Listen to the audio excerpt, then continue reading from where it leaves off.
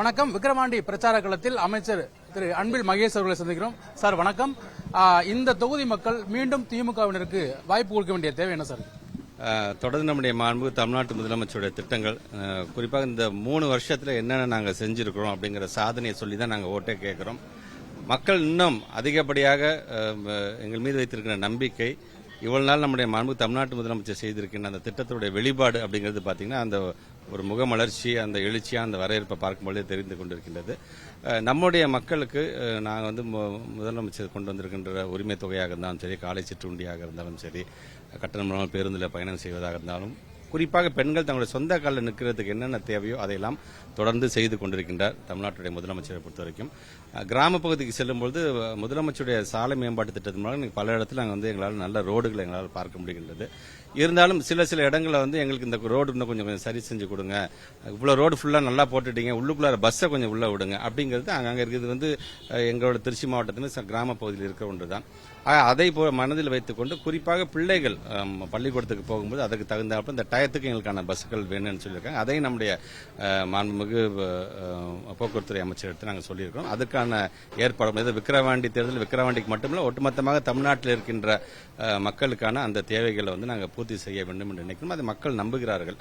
இத்தனை ஆண்டு 20 வருஷம் 30 வருஷம் கழிச்சு இப்பதாங்க நாங்கள் நல்ல ரோடே பார்க்கிறோம் அப்படிங்கிற அளவுக்கு அவங்களுடைய அந்த எதிர்பார்ப்பை பூர்த்தி செய்திருக்கும். அது மாதிரி அவங்களுடைய கோரிக்கைகள் ஒவ்வொன்றும் என்னென்ன முழுமையாக எல்லாத்தையுமே நாங்கள் திருப்திப்படுத்திடும் நாங்கள் சொல்லி நாங்கள் ஏமாற்ற விரும்பல. இன்னும் சில கோரிக்கைகள் அங்கொன்றும் இங்கொன்றுமாக இருந்து கொண்டுதான் இருக்கின்றது.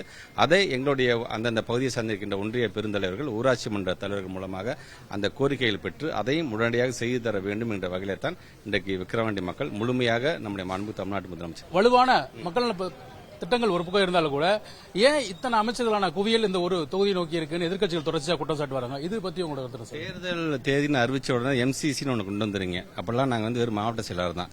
திராவிட முன்னேற்ற கழகத்தை பொறுத்த வரைக்கும் மாவட்ட செயலோட பணி அப்படிங்கிறது களப்பணி, தேர்தல் பணி என்று வந்தாலும் சரி, கட்சி பணி என்று சொன்னாலும் சரி, முதலமைச்சர் அப்படிங்கிற காட்டிலும் கட்சியோட தலைவர் எங்களுக்கு என்ன ஆணையிடுகிறாரோ அதை ஏற்று ஒரு மாவட்ட கழகத்துடைய செயலாளராக தான் நாங்கள் பணியாற்றுறோம்.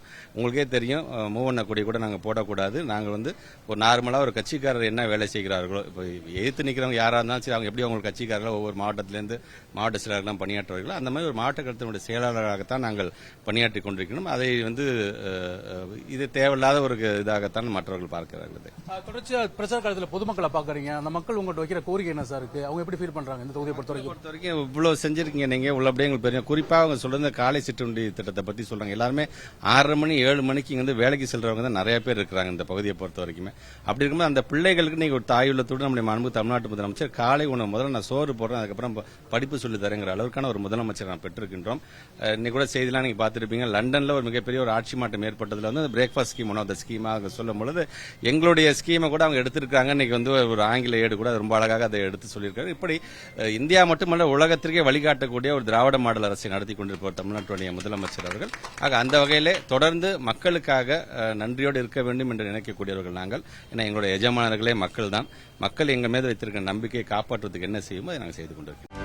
செய்திகளை உடனுக்குடனும் துல்லியமாகவும் தெரிந்து கொள்ள சப்ஸ்கிரைப் பண்ணுங்க.